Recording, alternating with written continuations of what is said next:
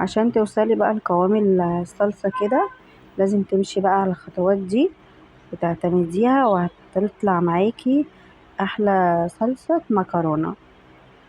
بصوا القوام عامل ازاي، حلوة جدا وسهلة ومش هتاخد معانا نص ساعة. هنجيب بقى هنا الحلة، هنحط زيت ونحط معلقة سمنة، هننزل عليهم بالصلصة كده بالمعجون الطماطم، هنحط ملح وفلفل اسود وكمون ورشة من السكر. تمام. وكمان بقى هنيجي بقى ومكعب من المرقة، مكعب الماجي يعني. وهننزل بقى باللي هيخلي معانا الطعم تحفة، هننزل بالزعتر. الزعتر ده بقى يا جماعة سحر كده، حاجة كده تحفة، هيخلي معانا الصلصة جميلة وطعمها حكاية. هننزل كمان بمعلقة من معجون الصلصة عشان خاطر ايه، تخلي معانا اللون احمر كده وحلو يعني. لو الصلصة لو القوطة مش حمرا هي هتحمرها.